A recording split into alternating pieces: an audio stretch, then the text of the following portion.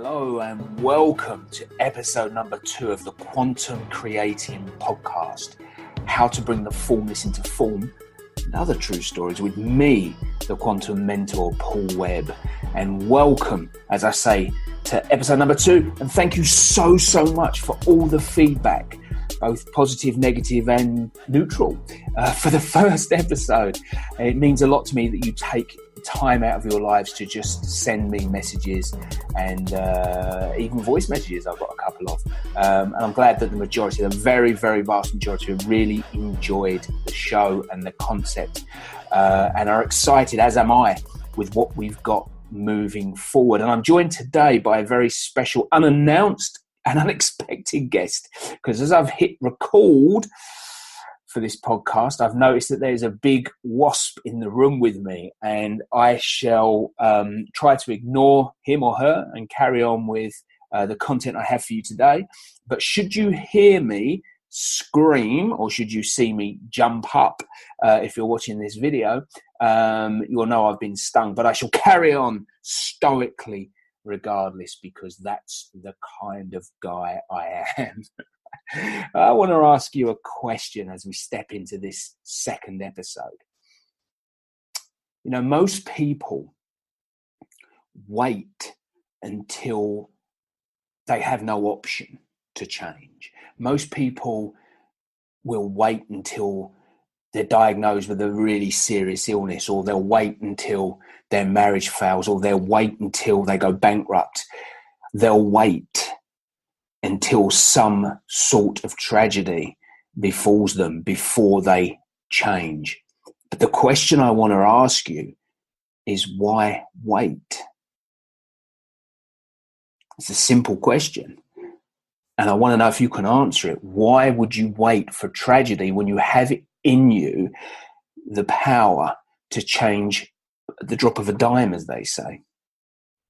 You know, quantum law clearly states that all possibilities exist right now.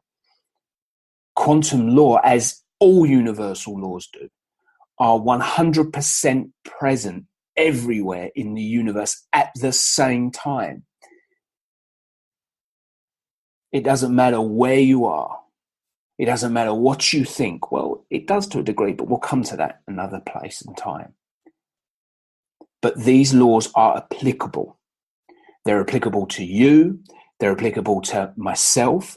They're applicable to Lionel Messi. They're applicable to Mozart. They're applicable to Nelson Mandela. You don't even have to know them. You just have to align with them. And throughout this process of podcasts I'm going to bring to you, we're going to go through these and how you can do just that.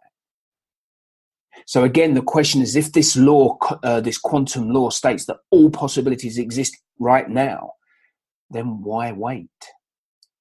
That health you want, it exists right now. That wealth and abundance you want, it exists right now. That business that you want to build, in some form it exists right now. That relationship you want, that aligned, all-in, conscious relationship full of love and joy and happiness and laughter, it exists right now. So again, what are you waiting for? You know, Einstein once said that you can't solve a problem with the same level of thinking that created it. You have to somehow transcend where you are to answer any questions or any puzzles or any problems you have. Because where you are right now is an echo, an artifact of your thoughts, your words, your behaviors, your habits, your actions from previous. You see, if you think where you are now, you're going to get more of the same. If you act where you are now, you're going to get the same results. If you say the same things over and over again to the same people, you'll see the same situations around you. There'll be no difference. As Einstein said, you have to transcend that first. Quantum law shows that this is true, that you have to start, as we say in the trade, with the end in mind. And if you can't do that, well, then you'll just carry on getting the same results over and over and over again. I think it was Einstein that said that indeed is the definition of insanity. And we do not want that in our lives. If you did, I'd humbly suggest that you weren't here listening or watching this now. Let me take you back to the 17th of December, 1903. Does that date mean anything to you? What if I threw in a location, let's say near Kitty Hawk, North Carolina?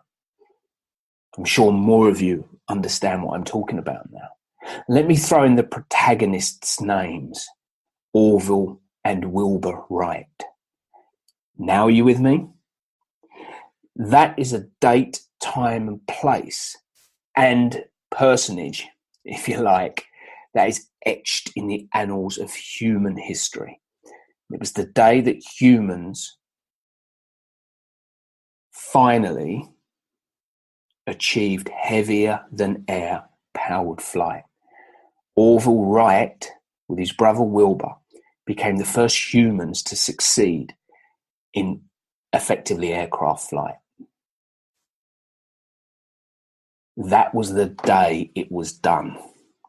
But you know what? I'll let you into a little secret. It happened before then. In fact, it probably happened thousands of times before then. It happened in the minds and imaginations of Orville and Wilbur Wright. You see, as I said on podcast number 1, things are created twice.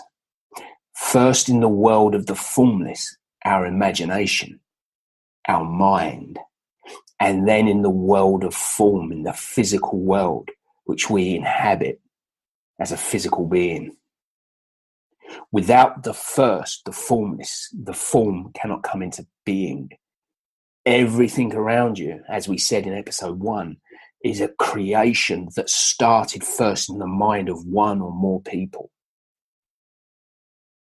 So Orville and Wilbur Wright had this dream, this vision, this image that they couldn't let go of, that powered heavier than air flight was possible. And so undoubtedly, I don't know much about the brothers. I don't know them personally, clearly. But I understand how this process works. And they would have held on to that end vision, the image of a successful flight. And they would have held on to that against insurmountable odds when everyone and every bit of common sense said it couldn't be done. But you know, thankfully, common sense isn't necessarily common in this instance. And they went with their image. They failed time after time after time, but didn't look on it as failure. They looked on it as feedback. And as a result, they got closer and closer and closer. You know, the interesting thing was that the conditions for powered flight have existed since the Earth itself. It just needed to be brought into form.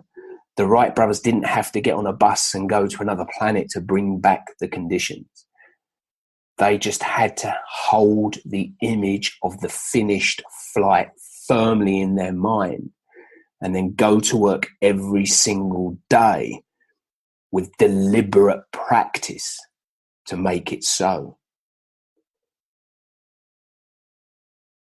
And then on that day, that winter's day in 1903, the 17th of December, they achieved what they set out for.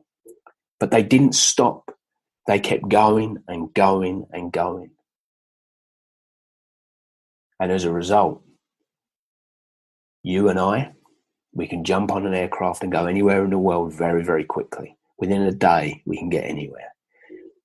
We can send craft into space around distant planets, into interstellar space, and landers on comets, for crying out loud.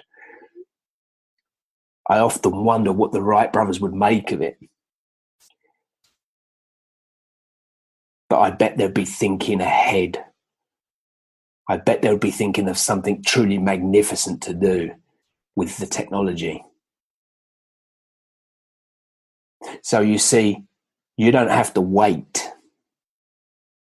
You don't have to wait for something to go badly wrong before you change the course of your life. You can make a decision right now. You can draw a line in the sand right now. And you can say, actually, do you know what? This is what I want. I don't know how I'm going to get it. And right now I don't care.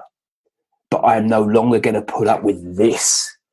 It doesn't serve me anymore. So I'm going to now look at this. And I'm going to do what Einstein says. And I'm going to transcend my current thinking and start with the end in mind. And from there I will create this new health or this new wealth or this new business or this new relationship or indeed this new technology, whatever. That, my friends, is down to you. But the process works because it's universal law. It doesn't matter whether you believe it or not. You don't have to believe in gravity to know it works. Step off your roof. You'll find out extremely quickly and very violently, painfully that it does. You don't have to know how it works. You know it's there. If you want to juggle tennis balls, you'll be thankful that there's gravity. If there wasn't, you'd launch them into space and there'd be no juggling.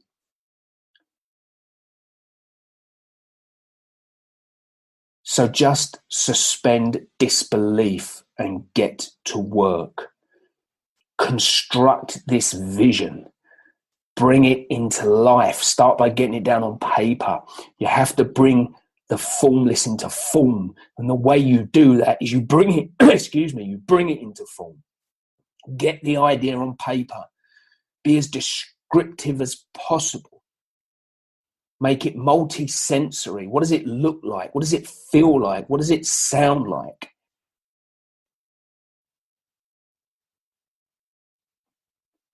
Describe it in great detail, because this is part of the process of bringing the formless into form.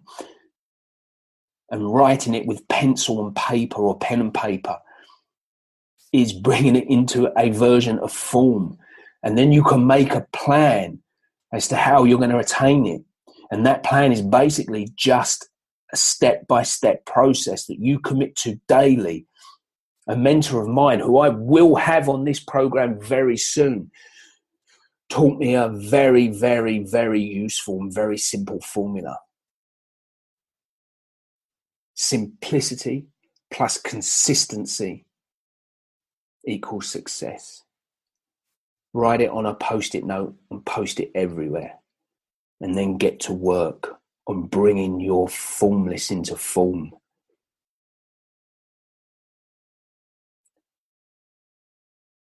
I hope that this has stirred something in you. I hope that you now have a bit of a more clear understanding of the process that you need to take. Sure, it ain't easy, but what is really? But it is simple. And time is going to go anyway. You are going to do things every single day. You will make choices every single day. The question is, are they choices that are in alignment with what you say you want? Or are they choices that are just forced upon you because you're not taking that action? Don't be the person that on their deathbed dies with their music still in them. Bring that music into the world of form and let other people experience it with you.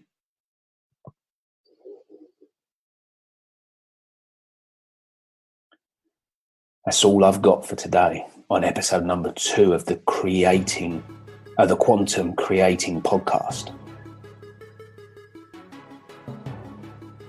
I will see you next week on episode number 3. And remember, like, share, download, review, all that wonderful, juicy stuff really helps me so very, very much. And by doing that, I'm able to come here and bring you the content that I can to help you upgrade your wonderful, wonderful lives. Have a truly, truly magnificent day. Thank you.